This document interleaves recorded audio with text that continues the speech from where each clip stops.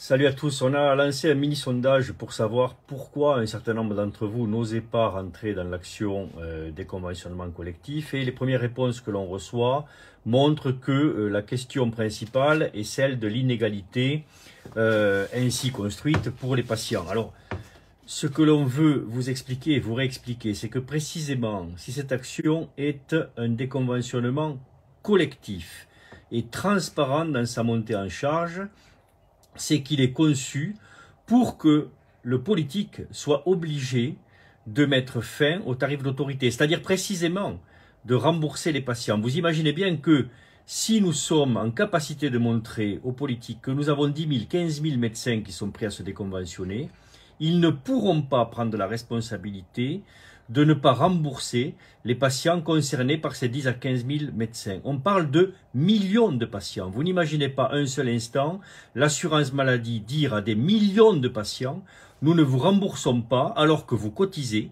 parce que vous allez voir un médecin déconventionné ». Dans ce cadre-là, avec une pression de 10-15 000 médecins, le patient ne peut pas faire autrement. Et donc, la caisse qui le floue, c'est la caisse qui prend la responsabilité de ne pas le rembourser. C'est pas vous. C'est pas vous. La caisse qui le floue ne pourra pas le faire parce qu'alors elle se fera attaquer par les patients. Donc ils auront un réel problème.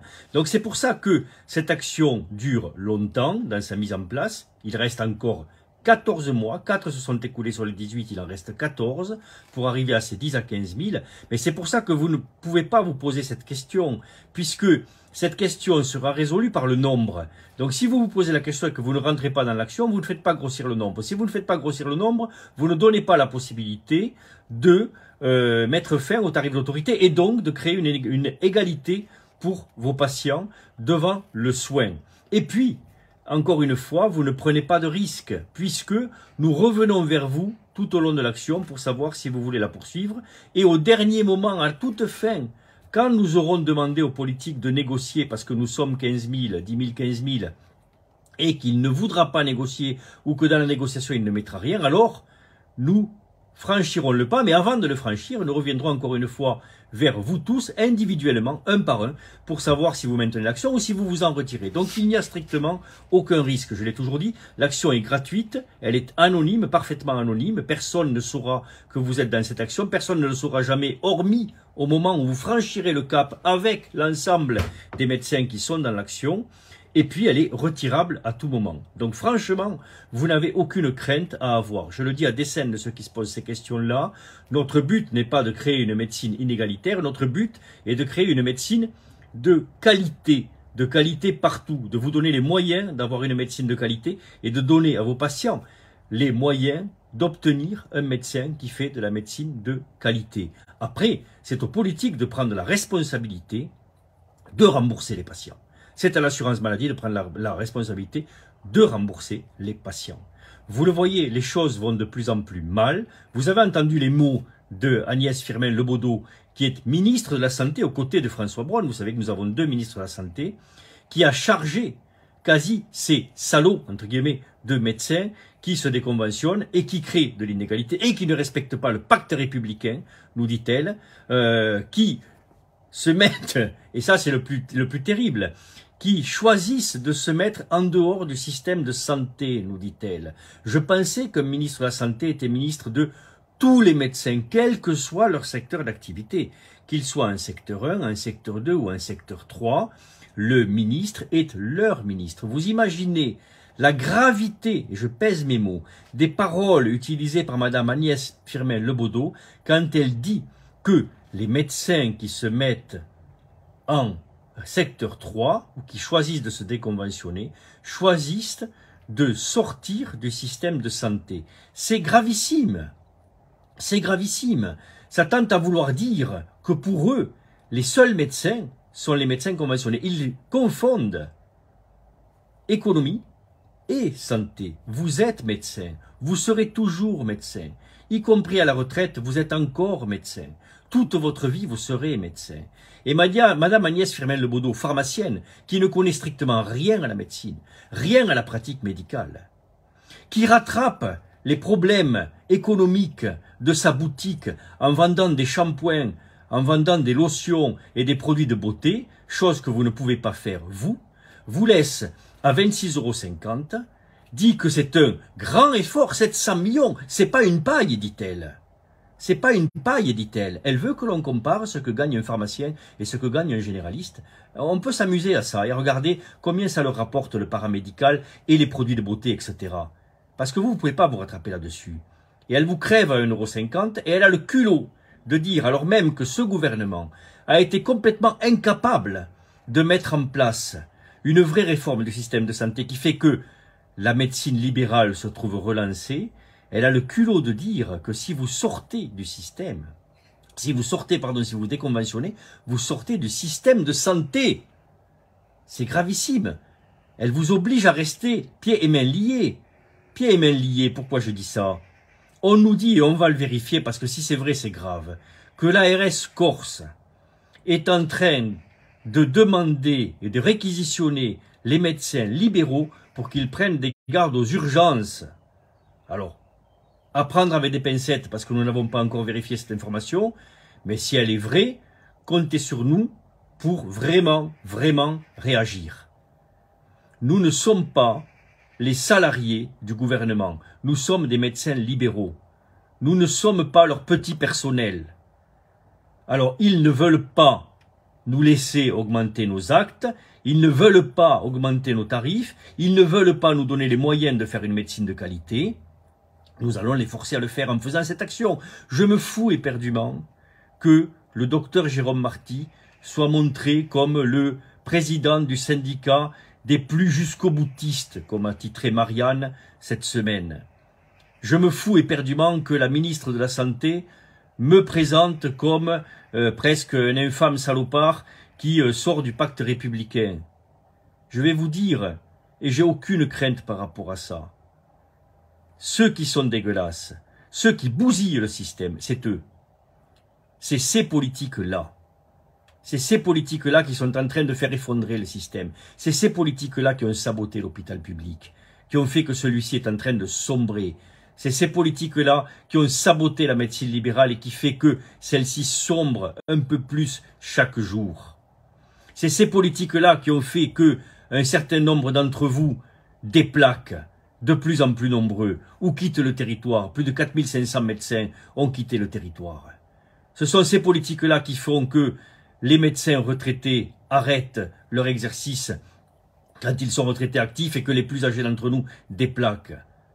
Ce sont ces politiques-là qui font que vous ne trouvez plus de remplaçants. Ce sont ces politiques-là qui font que on veut vous obliger à poser un préavis de 6 mois avant de quitter un territoire. C'est eux qui sont en train de faire une espèce de bricolage sordide pour maintenir à flot le système qu'ils passent leur temps à esquinter. Et vous avez pendant ce temps M. Garot qui est en train de continuer à pousser son idée folle du conventionnement collectif, du conventionnement sélectif. Il continue, il fait des réunions et il se glorifie d'avoir du monde dans ces réunions où il trompe le monde en leur disant que la solution est d'obliger les médecins à s'installer. Lui-même qui a voté toutes les lois qui ont foutu en l'air le système socialiste et qui a voté les lois, la loi de modernisation de la santé de Marisol Touraine par exemple, qui a foutu en l'air hôpital et ville.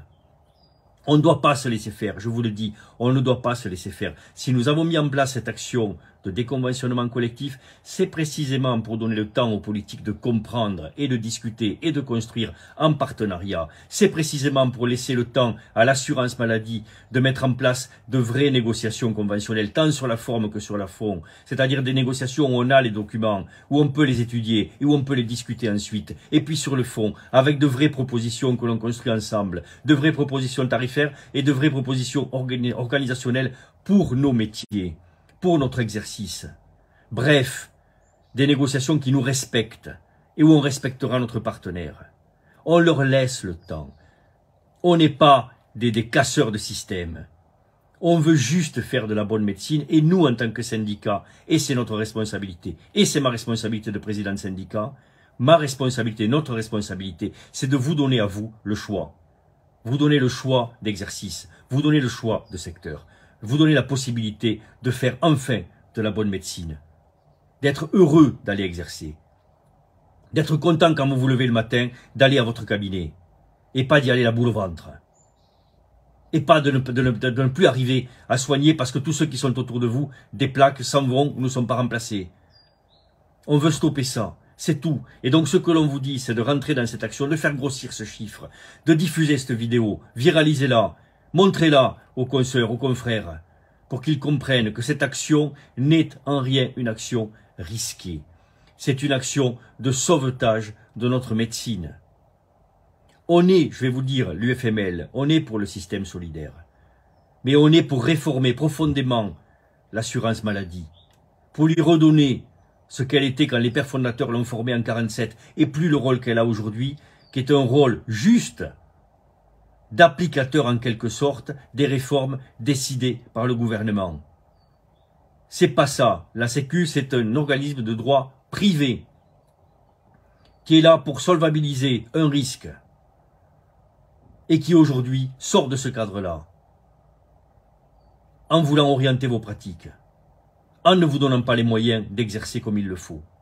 Reprenons notre pouvoir. Ceux qui sont au centre du système, le cœur du système, je l'ai toujours dit, on n'est pas au cœur du système, on est le cœur du système. C'est-à-dire que si ce cœur-là s'arrête, le système tombe complètement. Ils le cassent, ils sont en train de nous esquinter, et en nous esquintant, ils brisent ce système-là. Et ils ont le toupet, le culot, de nous désigner, de nous montrer du doigt, et de nous rendre responsables des fautes qu'ils ont commises eux. Ça suffit, quoi. Ça suffit. N'ayez pas peur, n'ayez aucune crainte. On est là pour vous défendre. On vous le montre tous les jours avec l'histoire des MSO. Vous savez que l'assurance maladie poursuit actuellement 15 000 médecins. 15 000 médecins sont surveillés, encadrés. 5 000 vont recevoir les délégués de l'assurance maladie. 1 000 vont être soumis sous objectif. Nous vous demandons de le refuser. On a écrit une procédure, vous l'avez sur le site. Guillaume Dewèvre, le secrétaire général du syndicat, vous a écrit tout ce qu'il faut faire. La cellule juridique du syndicat défend chacun d'entre vous. C'est déjà plusieurs dizaines qui nous appellent. Croyez-le, les autres syndicats le font aussi. Nous sommes à vos côtés, nous sommes là pour vous défendre. N'ayez aucune crainte. Faites-moi monter ce chiffre. Il est à 2660 des bananes, c'est pas suffisant. Faisons-le monter, monter, monter et encore monter. Je vous le dis, vous pouvez en sortir quand vous voulez, c'est anonyme. Nous revenons vers vous à chaque action. Jamais nous ne prendrons la décision de lancer le déconventionnement sans avoir votre aval. Et c'est vous qui le ferez, individuellement, chacun d'entre vous. En attendant, continuons à mettre la pression sur le politique. Continuons à l'obliger à changer de politique. Continuons à l'obliger à vraiment négocier. Donnons-nous le temps de faire cela. Je vous l'ai dit, c'est à nous d'écrire l'histoire. Et je me fous éperdument de me faire insulter, de me faire montrer du doigt par des politiques qui sont éminemment responsables et qui ont la lâcheté de ne pas reconnaître la gravité de leurs actes. Voilà ce que j'avais à vous dire. Diffusez cette vidéo, qu'elle explique vraiment ce mouvement, qu'elle explique sa construction. Et puis retrouvons-nous ensemble, battons-nous pour sauver notre belle médecine. Salut à tous.